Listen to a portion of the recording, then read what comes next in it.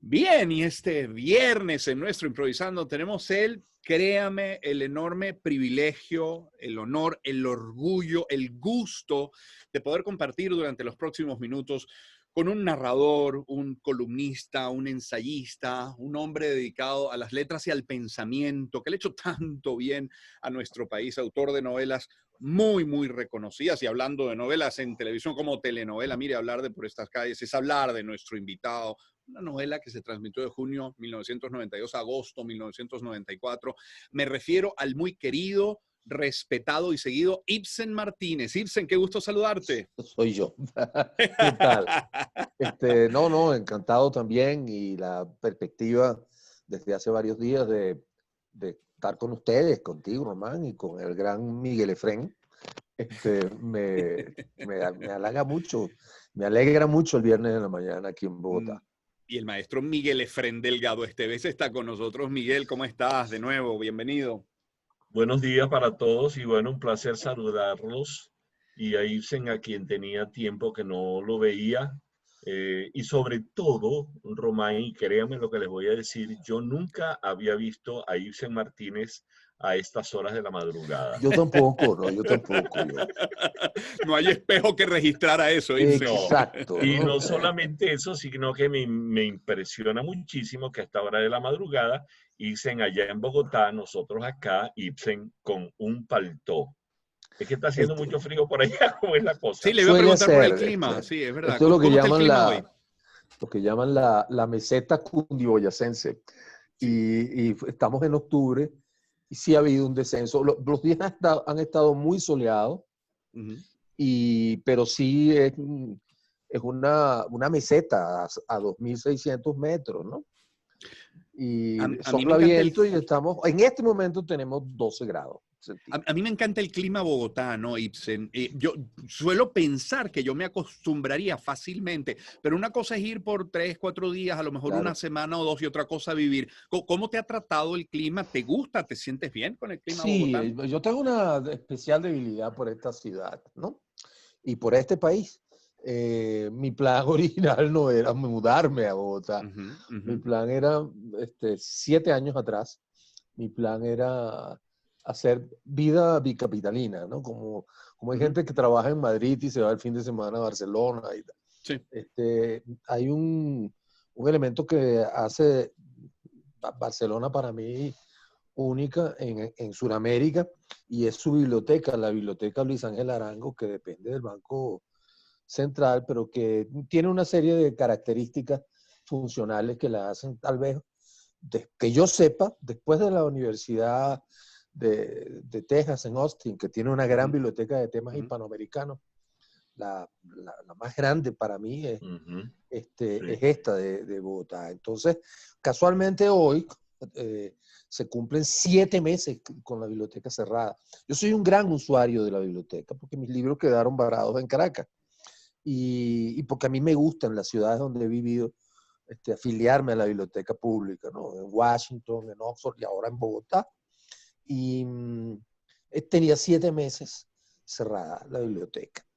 Mi rutina, una de las rutinas más amables aquí en Bogotá para mí, es solicitar los títulos por internet, ir a buscarlas, los libros.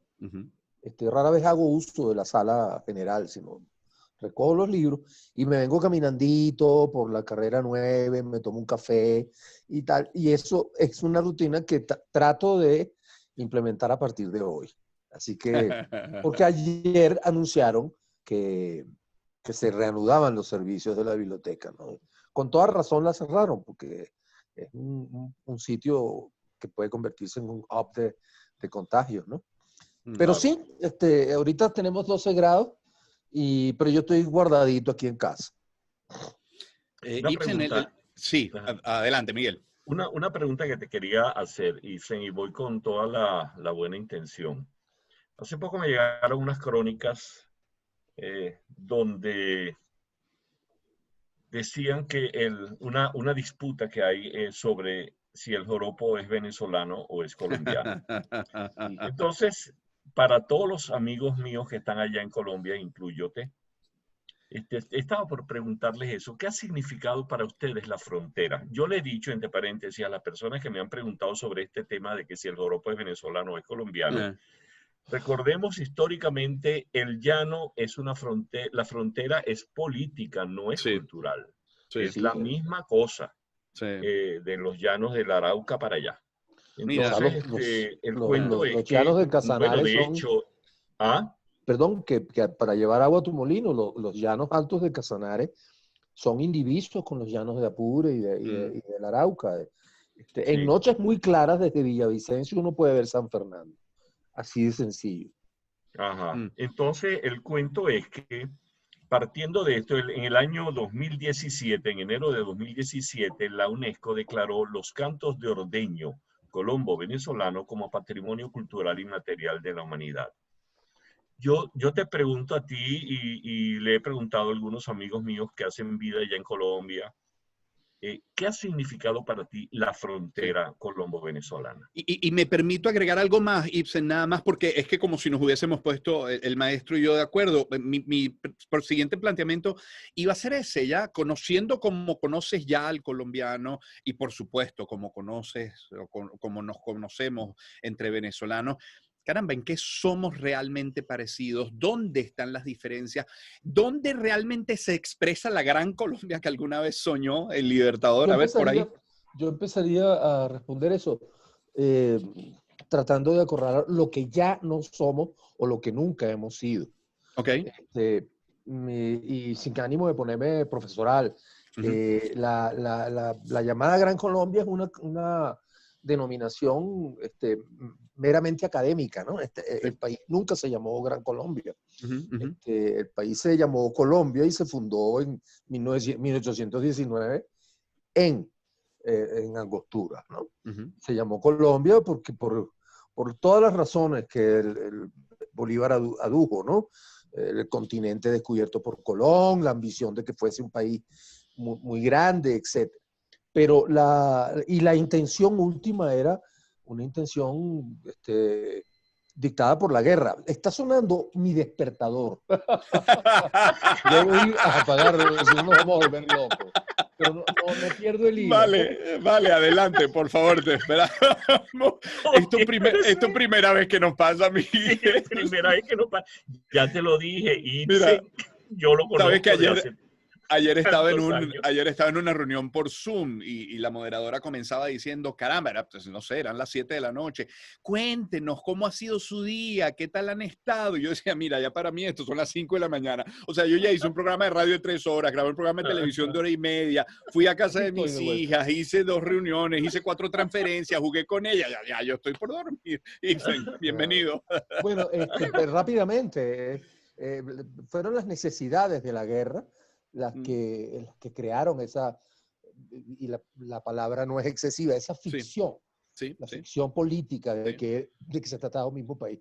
Ujú, Buena parte de los que participaron en ese congreso no habían estado jamás en Colombia, y ujú. buena parte de quienes se hicieron colombianos, pues por supuesto, en ese momento no habían estado del otro lado, del lado venezolano, ¿no? Se da una circunstancia muy especial en Colombia, y es que no así, a diferencia de Venezuela, donde hay un acta de independencia que inaugura el país como todo, como tal, en Colombia el proceso fue muy tortuoso porque Ujú. Cartagena se declaró independiente, eh, Barranquilla también, Tunja. Y en un momento dado, hacia 1812, había 5 constituciones y delegaciones diplomáticas entre las diversas provincias de Nueva Granada que se estaban independizando. Y era una cosa bastante intraficable, ¿no? Llegó a haber una república que se llama República Unificada de Mariquita, en un sitio entre Antioquia y Cundinamarca, ¿no? República que duró menos de 3 años, ¿no? De manera que la llamada Gran Colombia sí Sí. vino a unificar políticamente los dos sitios. Ahora, culturalmente, estamos hablando de de dos países muy distintos. Para empezar, Venezuela mayoritariamente es llanura, ¿no? Ujú.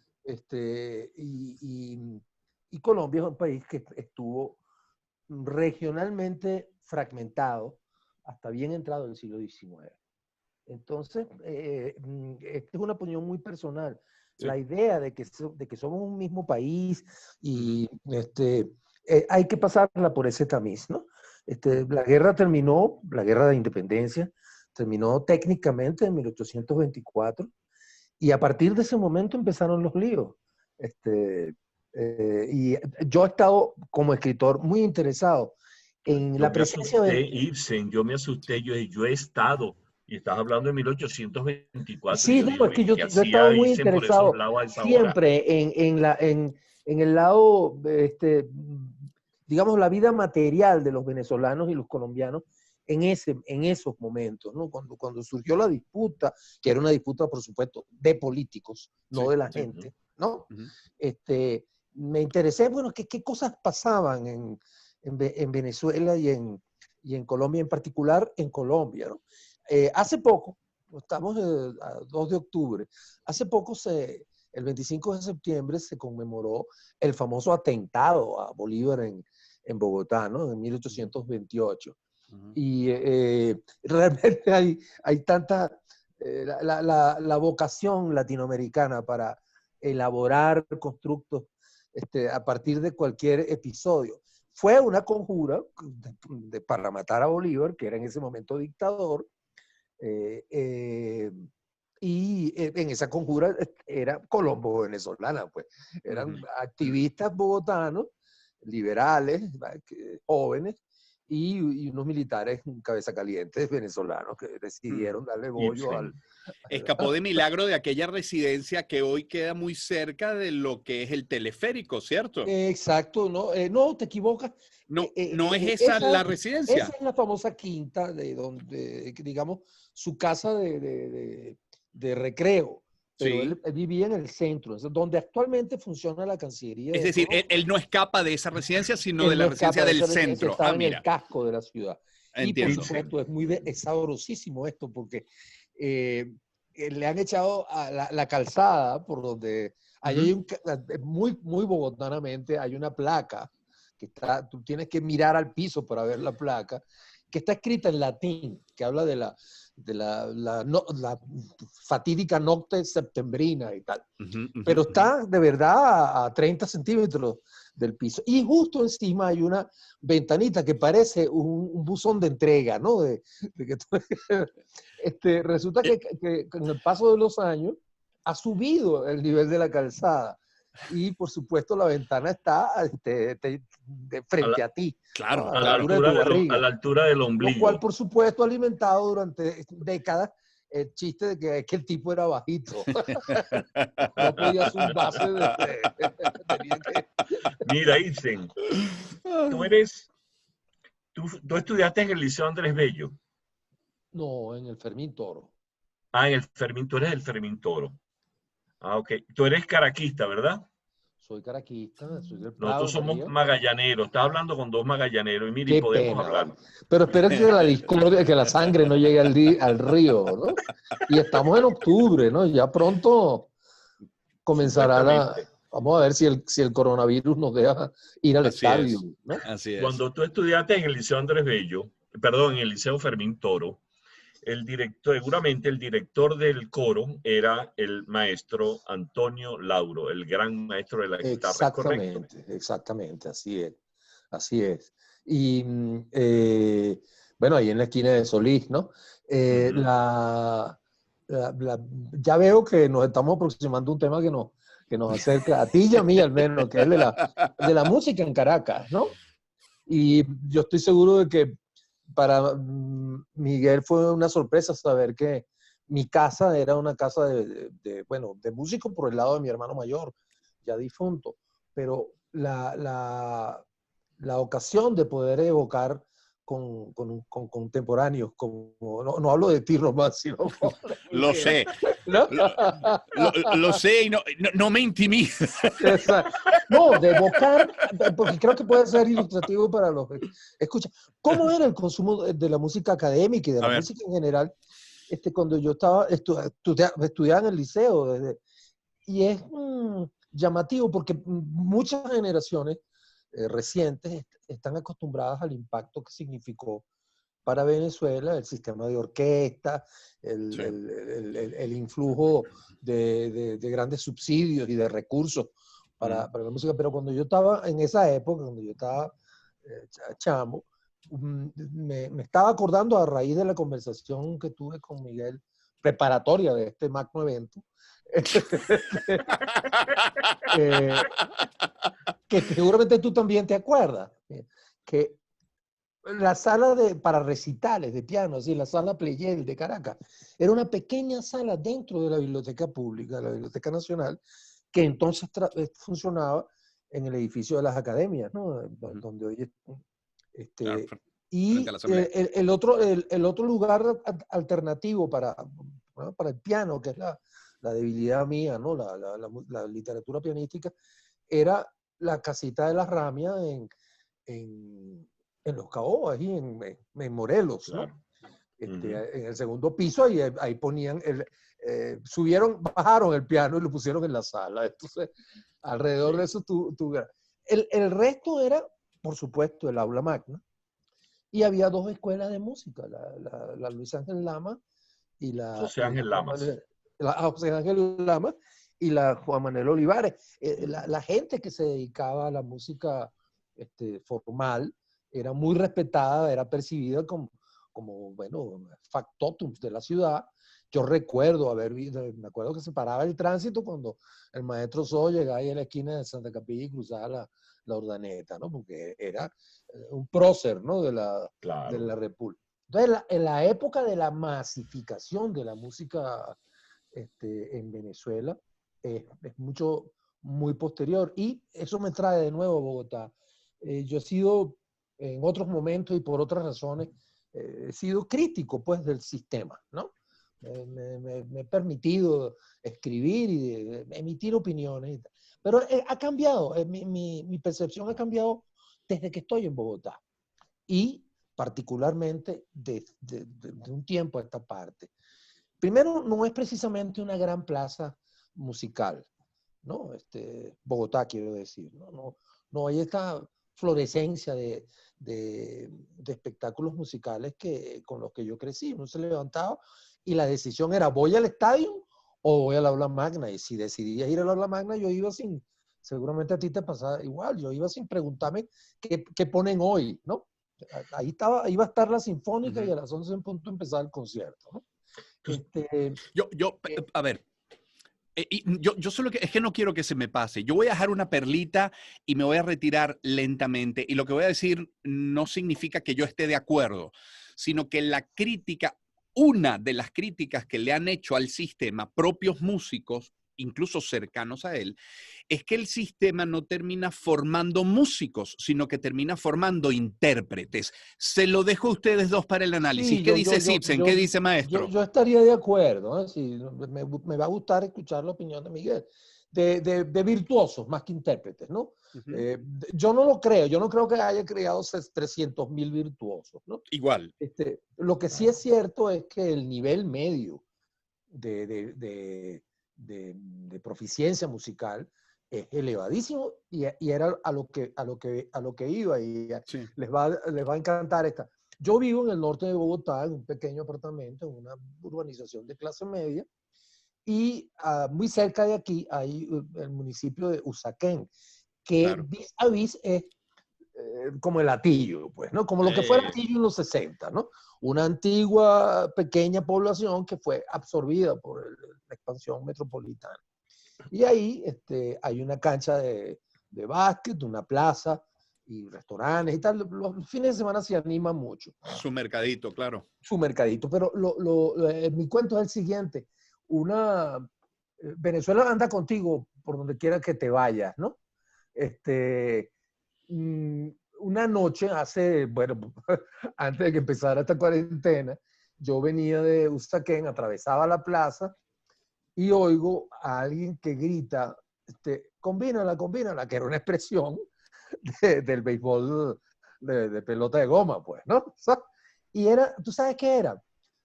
Todos los jueves se juntan 2 novenas de repartidores de Rapide, de repartidores en bicicleta, que es todo un gremio, ¿no? Y que ha sido colonizado por los venezolanos de escasos recursos migrados aquí. Se salen ya de para arriba, para abajo Bogotá. Y yo me puse a ver, eran unos muchachos, el mayor tendría 21 años, todos tienen hijos, todos tienen familia, de procedencias disímiles, ¿no? De Maracaibo, de Caracas, ¿ya? Sí. Y me puse de preguntón. ¿Y ustedes juegan pelota? Sí, todos los jueves nos reunimos aquí y hemos hablado con la alcaldía y le ceden la cancha de básquet a los venezolanos, ¿no? Que juegan pelota. Yo terminé umpayando un par de innings, ¿no? De preguntón. Y la Musulungo otra Martínez, ¿ah? Musulungo sí, Martínez. Pero lo que más me llamó la atención de esa velada, que porque yo me despido de los muchachos, me vengo por una callecita muy, muy pueblerina para caer en la carrera séptima y escucho, ¿tú sabes qué? Una partita de Bach impecablemente interpretada por un muchacho, un treintañero que estaba sentado en la puerta de un estacionamiento, de un parqueadero abierto, ¿no? Él es un músico formado en Venezuela, y bueno, mata tigres los fines de semana en el parqueadero. Y como, un poco como el acomodador de los automóviles, ¿no? Parece aquí, parece allá y tal. Porque hay mucha afluencia los fines de semana. Y tenía su violín y, por supuesto, de nuevo el preguntón, ¿no? Sí, había migrado y me dio una tarjetita. Tiene un cuarteto como el conocido, Como un cuarteto de cuerdas, dirige un cuarteto de cuerdas, pero amenizan, ¿no?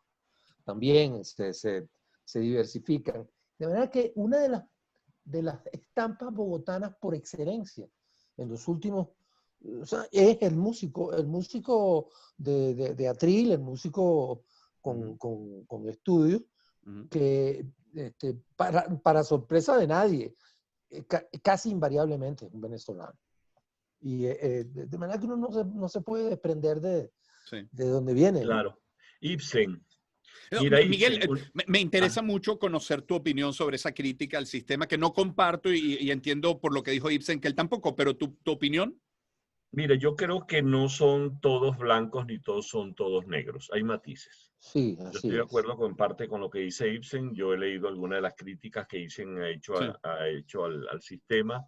Yo hace poco, ahorita está en las redes, pueden buscarlos en las redes del sistema, una entrevista que me acaba de hacer Marilyn Viloria de la Coral Nacional Simón Bolívar, que es una maravilla de coro. Tenía años que yo no era impactado de una manera con una agrupación coral, y es un coro formidable dirigido por Formidable, Lourdes efectivamente. Sánchez. Es formidable realmente. Entonces, bueno, lo cierto es que Marilyn me entrevistó. Entonces yo me preguntó que cuál era me había sido mi relación con el sistema y con el maestro Abreu. Yo le dije, bueno, mira, yo conozco a José Antonio Abreu desde que yo era un muchacho, y no bien, la historia es muy larga, pero el cuento es que le narré una anécdota donde José Antonio Abreu, un tipo muy inteligente, un tipo genial, un tipo con una capacidad de trabajo descomunal, una serie de cosas, pero como toda persona genial también tiene sus cosas de la soberbia, y eso nadie lo puede negar. Yo se lo dije a los del sistema en una entrevista para un programa hecho por el sistema.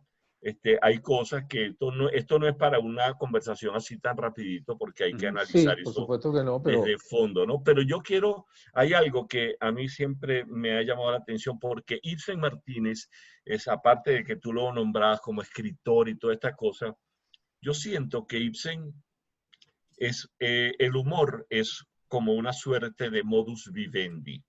Cuando Ibsen escribió por estas calles, cuando Ibsen ha escrito otra de las tantas cosas que ha escrito Ibsen, siempre hay un trasfondo humorístico. Entiendas el humor que, como decía Aquiles Nazo, el humor sirve para que la gente piense sin que se dé cuenta que está pensando. Y te estás sonriendo y estás pensando.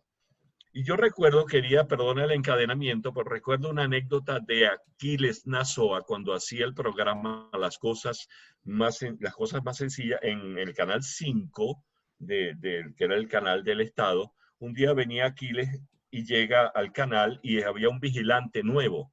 El vigilante nuevo le dice, ¿qué desea? ¿Cómo que qué deseo? Voy para allá. El vigilante no lo conocía, entonces, no, pero usted me tiene que decir qué es lo que usted desea. Entonces Aquiles le dijo, yo deseo un país más libre, yo deseo que todos los niños puedan desayunar y comer 3 veces al día, yo quiero que se acabe la injusticia, yo deseo que bla, bla, bla, bla. Le soltó una Eso me risa. trae a colación el chiste madrileño del tipo que se baja del metro, sale al andén y estornuda, ¿no? Tiene un estornudo y alguien dice salud y otro dice trabajo y el otro dice pecho. Educación pública gratuita y se arma una manifestación. Que nadie estornude en el metro de Caracas. Exacto, no, imagínate. Cuidado. Salud, pecho, comida. Educación mencionó el maestro Esteves, claro, y lo decía yo también en la introducción, por estas calles. Oye, se nos fue Carlos Villamizar, ¿no? El hombre de la etiqueta. Sí, vale, es una pena, de verdad, y evocando esos años que no fueron ayer. Si le echas la película, estamos hablando de 1992.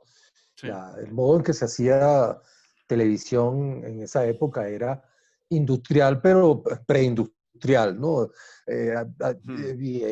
Para mí fue muy difícil llegar a conocer personalmente a varios de los protagonistas, porque yo estaba con un equipo de escritores en un calabozo escribiendo y ellos estaban en un submarino grabando, ¿no? Pero sí, lo lamenté porque uno nunca imagina. Yo he contado esto en otras ocasiones y ante diversos auditorios. Yo lo que quería era hacer un personaje negativo a quien pudiésemos castigar, que tuviese un final. La sorpresa para mí fue la enorme popularidad que tenían los métodos anticuánticos, absolutamente repudiables por la Comisión Interamericana de Derechos Humanos, ¿no? Pues él tenía un bate que decía precepto constitucional y con ese es que le caía batazos a los delincuentes renuentes a confesar. Bueno, pero alguna vez coincidimos, y coincidimos, ¿tú sabes dónde? Donde coincidíamos muchos de los que trabajamos en Radio Caracas en esa época, en el mercado de Quinta Crespo, que estaba a pocas cuadras de distancia, ¿no? Y ahí se armó una peña matutina, pues antes de que todo el mundo empezara a trabajar, unas arepitas de chicharrón que había ahí, que las vendían del lado de la plataforma de cargas, ¿no?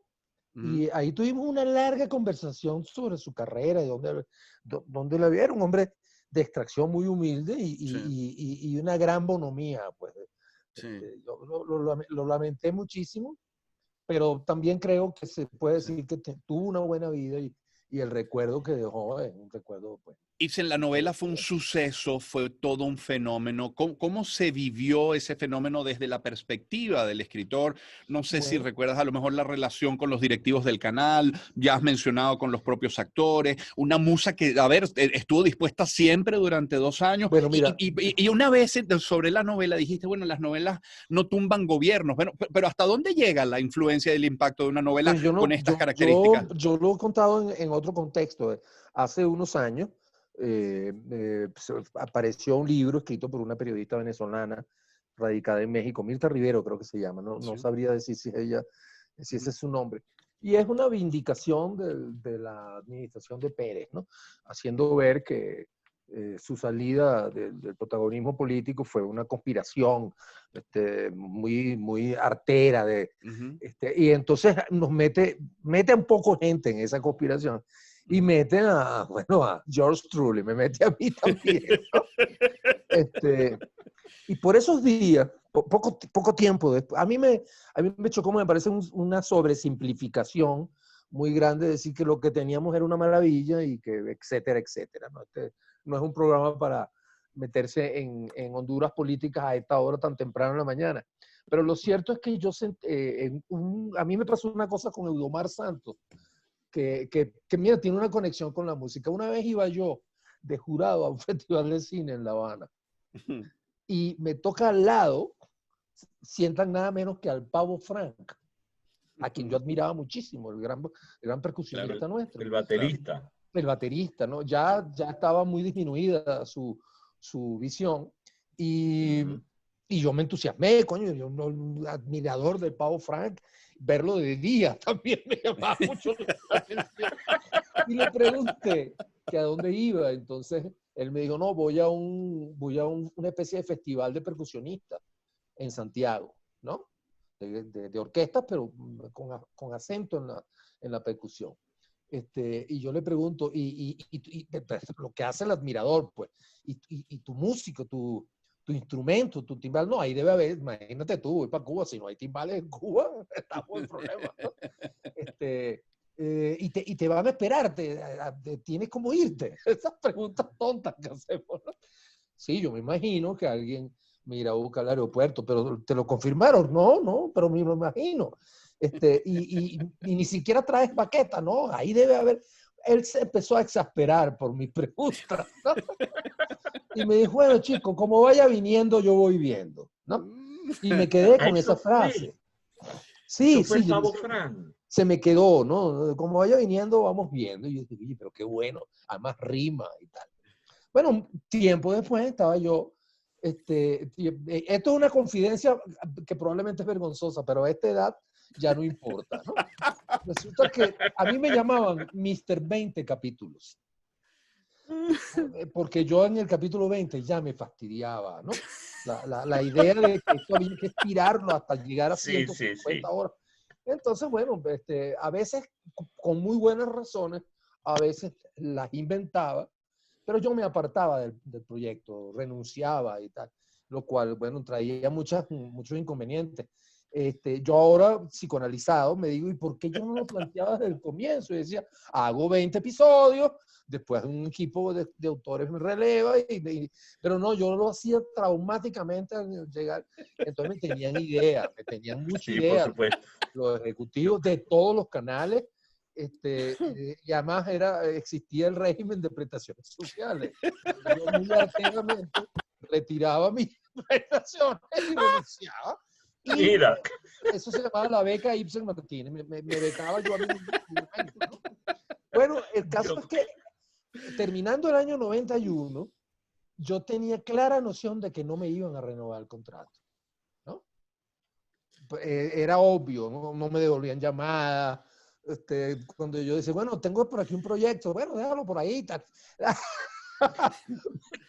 Estaban congelando la bola conmigo, ¿no? Y con toda razón, ¿no? Entonces yo empecé a preocupar. Ahora también, creo que la edad también lo ayuda a uno a no preocuparse, ¿no? Porque, pero en ese momento yo decía, ¿de qué voy a vivir si no me renuevan el contrato y tal? Entonces yo empecé a mover cielo y tierra para que me atendiera a alguien hasta que llegué a la conclusión. Hablé con Teodoro, se lo comenté a Teodoro, ¿no? Teodoro Petkov. Una figura paterna en mi caso, ¿no? Entonces claro. Le dice, oye, entonces él me dijo muy, muy petcofistamente, bueno, vale, pero ¿quién es el dueño ahí? No, bueno, oye, qué buena imitación, Ibsen. Habla con Marcel, va y pasea a todos esos tipos y habla. Y eso hice. Yo escribí entonces para el Diario de Caracas, el director era Diego Bautista Urbaneja, y le dije, Diego, el diario formaba parte de los activos del grupo 1BC. Y entonces Diego montó un almuerzo, o una cena, no recuerdo, con Granier, ¿no? Entonces yo fui, hablé con Granier. Esta es la pequeña historia de Por estas calles, cómo surgió esa. Yo tenía una novela ahí, una novela convencional, la tenía ahí guardadita, que se llamaba Eva Marina, imagínate tú, porque era una exigencia del mercado que tuviese un nombre de mujer. Entonces hablo con Granier, me atendió, además fue una ocasión muy cordial para hablar de historia y de política. Y al final yo le dije, mire, lo que pasa es lo siguiente, el año que viene, 92, con toda seguridad se va a recalentar la agenda social, porque es un año electoral, y como usted sabe, mi fuerte es el comentario social, la sátira política y tal.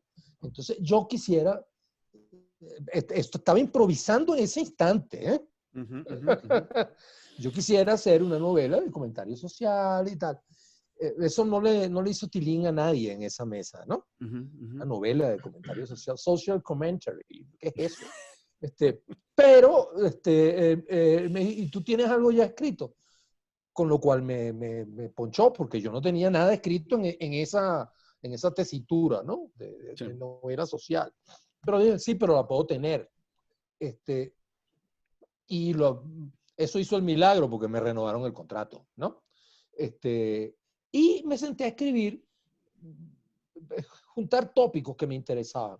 El del abuso policial, el anhelo del venezolano por una figura autoritaria y así. Y yo había tenido noticias de un policía retirado en Sao Paulo que a su vez retiraba a delincuentes contumaces poniéndole una tarjetita en el dedo pulgar. Entonces yo lo que hice fue que me copié el modus operandi de ese caso sonado. Y bueno, escribí lo que se estila, un tratamiento y un primer capítulo, y nadie me llamaba, ¿no? Ningún ejecutivo me llamaba, porque decían, bueno, el doctor Granier ordenó que lo contrataran de nuevo, pero el tipo sigue siendo el mismo, Mr. 20 capítulos, ¿no?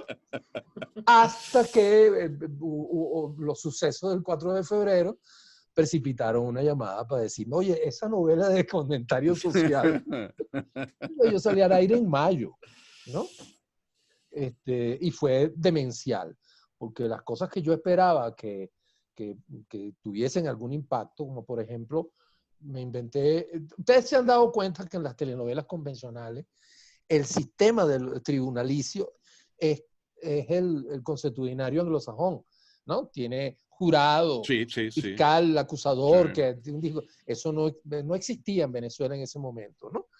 El juicio oral. Entonces yo me inventé un circuito experimental consuetudinario, que era Haroldo Betancourt, el juez.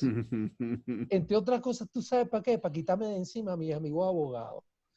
Que donde quiera que uno llegaba te decía, oye, vale, pero eso que salen esas no, eso no es así. Eso tiene que primero, hay un expediente y el juez de control. Y bueno, entonces yo dije, para que no me fastidien, mira, es que es un circuito experimental. Pero mi sorpresa fue lo del hombre de la etiqueta. Qué maravilla. Qué buen cuento de Ibsen, ¿eh? Entre otras cosas, porque empezó a llegar correspondencia. No existía el email, ¿no? Empezó a llegar correspondencia física destinada a mí como autor. Y miren qué llamativo. ¿Qué tanto tuvo que ver la audiencia con el desarrollo de la novela, Ibsen? No, mira, en el caso de este vigilante que aplicaba justicia por su propia mano, a mí me resultó muy llamativo que el espectador promedio podía efectivamente hacer la diferencia, entablar una diferencia entre la ficción que está viendo y la realidad. Tanto es así que las cartas que llegaban eran, señor Martínez, lo felicito, qué chévere la novela, no las perdemos y tal. Pero por cierto, aquí hay un tipo que es un pedidor de viaje, le estoy escribiendo desde La Cañada, ¿no? El tipo se llama Silla Sao y vive, yo sé dónde vive. Yo puedo llevar personalmente al hombre de la etiqueta. Una cosa esquizofrénica, ¿no? Entre la realidad y la ficción. Y recomendaciones. ¿Por qué no matan a fulano de tal? Y así, ¿no? Qué interesante. Qué interesante. Miguel. Tú sabes que, bueno, esa novela es de los años 92, ¿no? Estamos hablando de casi 30 años Sí, Y hay una generación que no ha conocido esto. Mucha gente seguramente de los que nos están escuchando no saben de qué fue por estas calles en la historia de la telenovela venezolana. Mucha gente inclusive hablaba en días pasados con mis hijos y ellos me decían, fíjate tú que nosotros venimos del periodo después de la caída de Pérez Jiménez, Betancur, León y Caldera, Carlos Andrés Pérez I, Luis Herrera, Campillo Sinche, Carlos Andrés Pérez II, Ramón J. Velázquez, Caldera, Chávez, Maduro. Y una generación ha llegado, tenemos 20 años desde que Chávez se montó en el poder y no ha cambiado mucho la cosa. Lo que quiere decir que hay una generación que desconoce aquello que nosotros vivimos. Sí. A mí me llama mucho la atención cómo la historiografía o la historia contemporánea de Venezuela no es como del pan nuestro de cada día, es algo que ha ocurrido y que sin embargo mucha gente desconoce qué fue eso y por qué el impacto que ocurrió. sí. Pero, no sé si tenemos tiempo, ¿no? Sí, por Pero favor. yo quería compartir con ustedes una experiencia personal que tiene que ver con eso, A ver. con lo que venimos hablando. Bueno, qué chévere que estamos hablando de una telenovela, ¿no? Ustedes saben que a los asesinos seriales, en los países desarrollados, donde hay grandes asesinos seriales, suele aparecerle, hay una perturbación psicológica que ya está muy estudiada por los criminólogos, que es el copycat, el copión, que muchas veces complica la investigación porque es un tipo que se atraviesa y va y dice que él es el responsable, ¿no? De muchos de los crímenes. O aparece efectivamente un copión. Sí. O sea, otro asesino que copia el modus operandi. Suelen tener un patrón los asesinos seriales, ¿no? Bueno, una mañana, yo no oigo radio mientras trabajo, yo oigo música, pero una mañana, chicos, esa cosa providencial. Yo estaba oyendo Radio Nacional, ¿no? Y hay un flash de noticias que dicen que le han atentado contra el secretario general de la CTV, de la Confederación de Trabajadores de Venezuela. Sí. Y algo me dijo que yo tenía algo que ver con el asunto. Estuve atento y muy rápidamente, pues sí, al hombre lo agarraron, era un espontáneo, desequilibrado, por cierto, ¿no? Y en ese momento a Antonio Ríos, que era el secretario de la CTV, lo estaban fusilando mediáticamente, ¿no? Al final, y esto es justo que se diga, al final nunca se pudo demostrar que había incurrido pero tenía mucha visibilidad, ¿no? En ese momento. Y entonces, bueno, yo me interesé por el caso, me pareció que teníamos que hacer algo que era ostensible, que era un copycat, porque le encontraron etiquetas, ¿no? Para los dedos gordos de los pies, con nombres de celebridades de la política. O sea, era un tipo que estaba sollado con... Sí. Entonces, bueno, yo llamé al canal y dije, mire, esta noche tenemos que hacer algo al respecto. Entonces, había un personaje que era una especie de fabulador de la ciudad que se llamaba Don Lengua, y yo le escribí pues un texto condenando ese hecho y bueno, le dimos visibilidad a la condena, ¿no? Pero ¿Qué capacidad de respuesta de hacerlo la misma noche, Ibsen? Claro, no encontré yo otro momento, me pareció que era mi deber, ¿no? Sí. Pero lo llamativo del asunto es que yo hice mis averiguaciones. Era un desempleado tocado, ¿no? Sí. Había quedado muy impresionado con la cosa bolivariana de Chávez. Entonces, él se inventó que él era un militante de no sé qué movimiento bolivariano de su cabeza, ¿no? Pero lo llamativo es que tú sabes por qué él realmente no pudo matar a Antonio Ríos, lo hirió de gravedad, porque el revólver era chimbo, era un revólver que no tenía el cañón rayado. Entonces, lo que le hizo fue un marco de balas y lo hirió, efectivamente. Entonces, lo capturaron porque él se llegó hasta la sede de la CTV en una moto, en una tarita de una 125, ¿no? Paró la moto y la llenó de cadena, la encadenó a un poste de alumbrado para que no se la robaran mientras él iba a más o A menos que tentar. asesinar Hacer. porque la inseguridad. Entonces, claro, lo agarraron quitándole los candados a la moto, la moto donde iba a fugarse. Oye, pero esto es una maravilla, ¿no? Esto es un retrato de lo que Ibsen, es la decías ciudad. decías que era muy temprano, Ibsen Martínez, nuestro invitado, decías que era muy temprano para meternos en las honduras políticas, pero dijiste, no sé qué tan reciente, porque lo has dicho varias veces, que la oposición va a salir mal parada de la crisis. ¿Puedo preguntarte por qué, Ibsen? Es largo de responder, ¿no? A ver. Yo pienso que en el momento en que estamos hablando, Sí.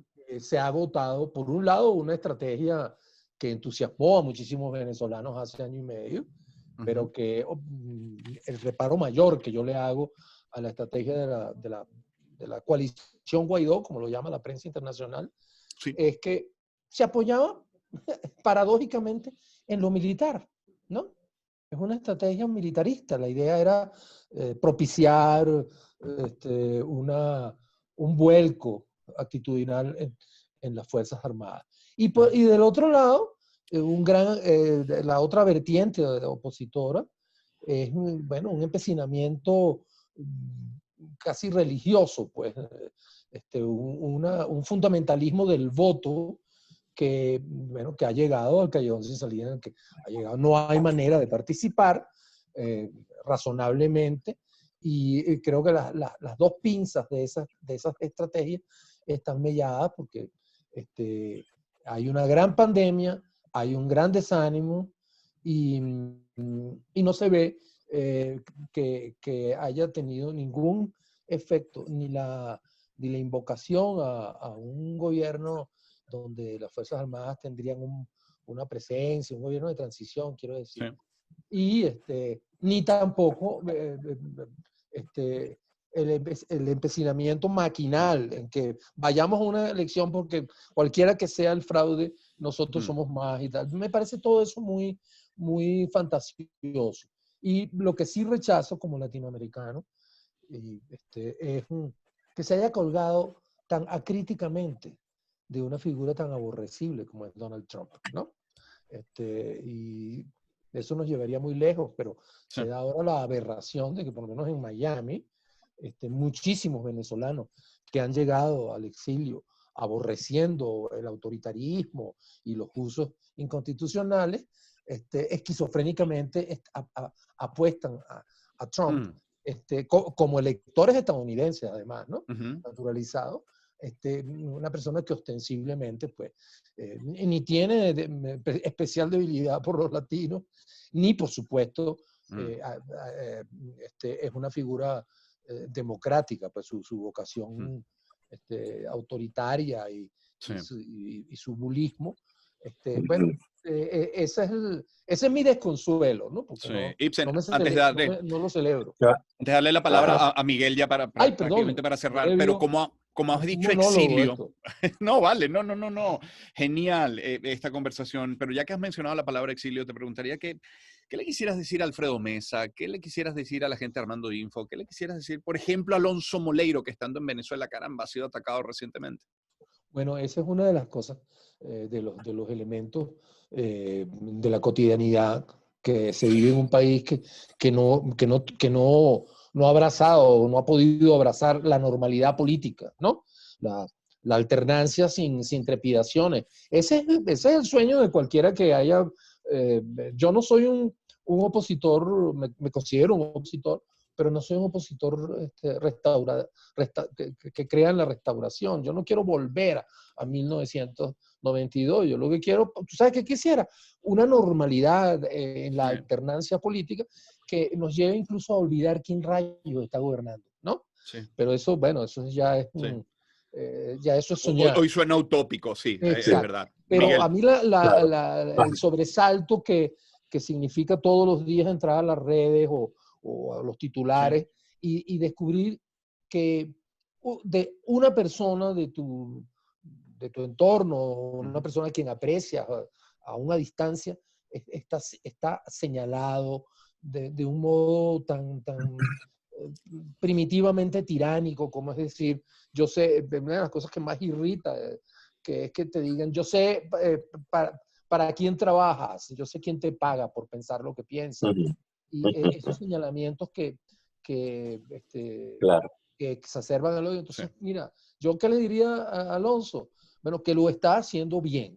Y que los que estamos fuera valoramos la interesa de él y de los que como él, en las condiciones tan duras en que se desenvuelve la oposición, no solamente la oposición política, la oposición ciudadana a Sí.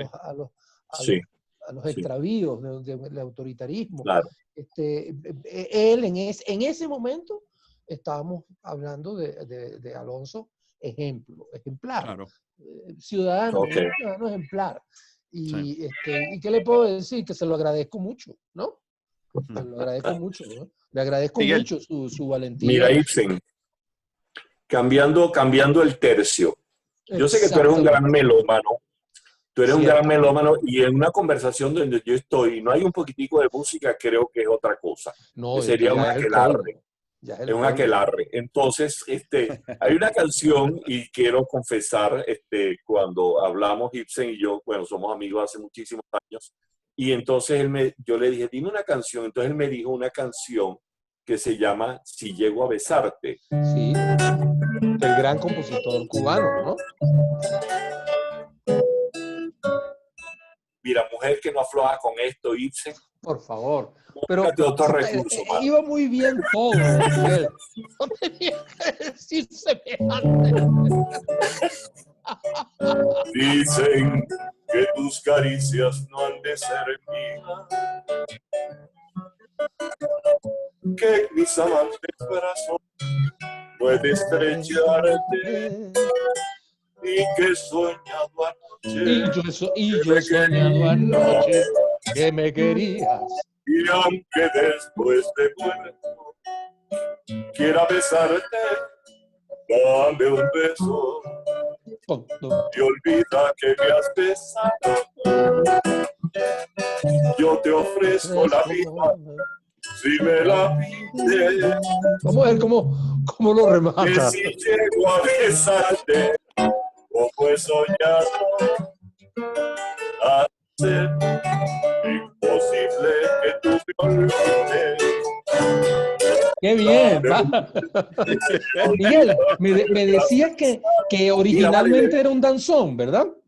Sí, yo lo conozco como danzón por Barbarito 10, pero es que eso es, vamos a dar una serenata un día, Ibsen, tú te imaginas tú y yo, tú tocas clave por lo menos. No, fue clave y algo de piano aprendí cuando mi hermano estudiaba piano, ¿no? Ah, claro, sí es verdad. Ahora, Ok, da una serenata con piano, pero hay que inventársela. no, pero para eso te tenemos a ti, ¿no? Nos combinamos. El asunto es que no nos resfriemos, que no nos pase. Bueno, tomaremos las previsiones del caso. Oye, muchísimas gracias. Miguel toca, Ibsen recita y yo puedo recoger el dinero, ¿no? Exacto, me parece bien. Tú pasas el plato. Lo que llaman Claro. la División Internacional del Trabajo. Se llama eso. Ibsen, qué gusto verte, qué gusto. A Ibsen no lo veía desde que en un viaje a Bogotá hicimos una serie de entrevistas para televisión. Cierto. Por cierto, que me dejaron un sabor tan amargo, Ibsen, porque en aquella ocasión, bueno, conversé entre otros con la fiscal Luisa Ortega Díaz, con varios de los políticos venezolanos de oposición, y uno desde Venezuela tiene la sensación de que todos están muy unidos fuera y encontrar tan profundas divisiones, caramba, te deja un mal sabor de boca.